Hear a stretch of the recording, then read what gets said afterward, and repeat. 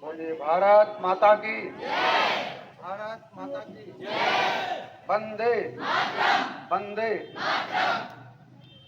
15 अगस्त 1947 एक ऐसा दिन है। ठीक से बैठ जाओ, ठीक से झंडा लेकर ठीक से बैठो। हाँ, ठीक धर्म करो, इधर इधर इधर ऐसे करो, वैसे ही बैठना पूरी समय।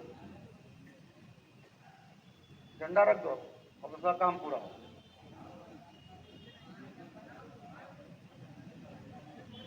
15 अगस्त कैसे मिला हमको, ये हमको जानना बहुत जरूरी है। छोटी सी कहानी में आपको 15 अगस्त कैसे मिला उसकी मैं बता के थोड़ा मैं ज्यादा कार्यक्रम में जाना है, नहीं मैं पूरा समय लगाता यहाँ। 1947 और 1947 के बाद जब हम यहाँ स्वाधीनता की 78वीं वर्षगांठ मना रहे हैं, तो हम लोगों को थोड़ा 15 अगस्त के बारे में विचार करना चाहिए। अगर ये देश थोड़ा पहले 90 साल पहले 1857 में यदि स्वतंत्रता हो गई होती, 1857 की जो आजादी थी, जिस आजादी की लड़ाई को मंगल पांडे, तात्या तोपे, लक्ष्मीबाई ने लड़ा था, अगर वो दिन हमको ये आजादी प्राप्त होती तो आज कौन सा भारत का मानचित्र हमारे सामने होता। तो थोड़ा अभी नौजवानों को, बच्चों को, छात्र छात्राओं को इधर विचार करने की आवश्यकता रहनी चाहिए कि अगर इतना दिन पहले हमारा देश आजाद होता तो हमें कौन सा देश मिलता। उस समय की जो लड़ाई थी, जो संघर्ष था, जो आंदोलन था, जो युद्ध था, जिसे अंग्रेजों ने बड़ी धूर्तता के साथ सिपाही विद्रोह करके कुचल दिया। सेना के सामने, किसी सरकार के सामने कोई संगठन अथवा कोई भी व्यक्ति समाज नहीं खड़ा होता, हम जानते हैं। लेकिन एक बहुत बड़ा क्रांतिकारी आंदोलन था, एक ऐसा आंदोलन था 1857 का, जिसमें सारी की सारी अंग्रेजों के चूल्हे हिल गए। अंग्रेजों को विचार करना पड़ा कि अगर ये आजादी, इतनी बड़ी आजादी अगर इन भारतीयों को मिल गई, जो आज 10 देश के बराबर है। आप उधर देखोगे, उत्तर के अंदर आप जाएंगे, अफगानिस्तान है, तिब्बत है, नेपाल है, बर्मा, भूटान, म्यांमार, बांग्लादेश, श्रीलंका, पाकिस्तान, एक चीन और पीओके, ऐसे 10 देश हमारे देश के थे जो अंग्रेजों ने 1857 के बाद धीरे धीरे भारत से अलग करते गए। आप कल्पना करिए, देश कौन से हैं ये भारत के, जिसे हम कई बार कहते हैं, आपको ध्यान आता होगा अखंड भारत। जब अखंड भारत की कल्पना होती तो कौन सी अखंड भारत की कल्पना होती? उस अखंड भारत की कल्पना होती है जिसके लिए तात्या तोपे, लक्ष्मीबाई, मंगल पांडे ने संघर्ष किया, युद्ध की, आजादी की लड़ाई का एक नगाड़ा पीटा था। उस भारत के लिए अखंड भारत की सहज कल्पना आपके मानचित्र में ऐसा होना चाहिए। तो ऐसा अगर होगा तो आप जानते हैं कि ढाका जो आज प्रताड़ित है, वहां के एक विशेष समुदाय के द्वारा हिंदुओं किस प्रकार से अत्याचार, महिलाओं के साथ बलात्कार, किस प्रकार से व्यभिचार किया जा रहा है, उससे आप जानते होंगे, पढ़ते होंगे अथवा देखते होंगे। आजकल मोबाइल का जमाना है, सबके मोबाइल पर आता होगा किस प्रकार का अत्याचार, अनाचार, व्यभिचार, बलात्कार आज उस बांग्लादेश के अंदर हो रहा है।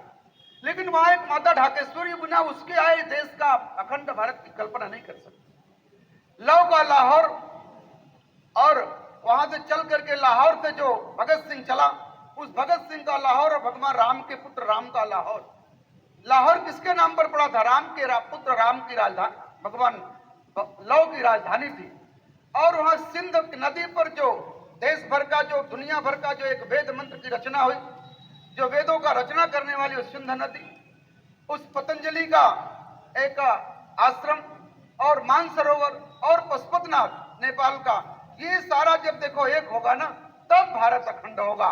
ऐसे अखंड भारत जो 14 अगस्त 1947 को इस देश का एक और दुखद बंटवारा हुआ। अगर उस समय देश आजाद होता तो हमको ये भारत मिलता। कौन कौन?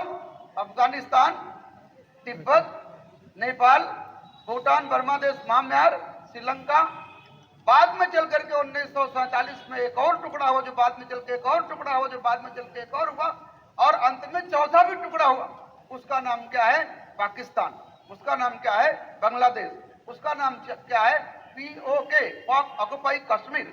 और अक्साइन चीन, जो उसने आधा हिस्सा किसको दे दिया उसमें से? वो उसको दे दिया, चाइना को दे दिया। तो ऐसे करके 4 हिस्से और हुए, 6 हिस्से पहले हुए। इस भारत को 1857 के बाद 10 टुकड़ा किया गया।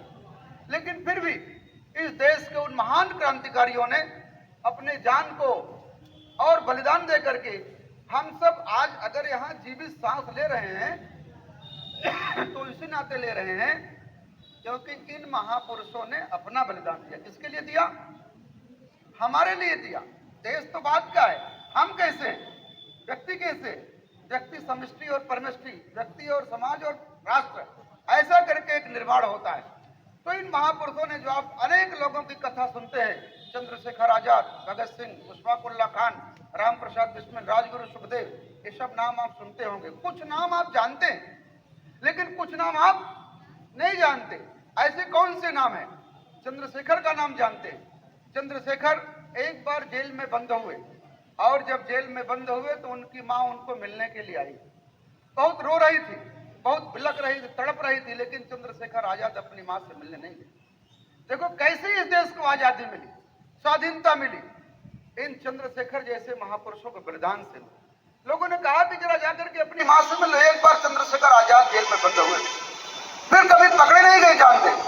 उसके बाद उन्होंने कहा नहीं, मैं अपनी माँ से नहीं मिलूंगा, क्योंकि अपनी माँ के आंखों के आंसू देख करके यदि मैं पिघल गया तो आने वाली 1000 माताओं की आंखों में शायद खून के आंसू होंगे। इसलिए चंद्रशेखर आजाद बिलखती तड़पती माँ से मिलने को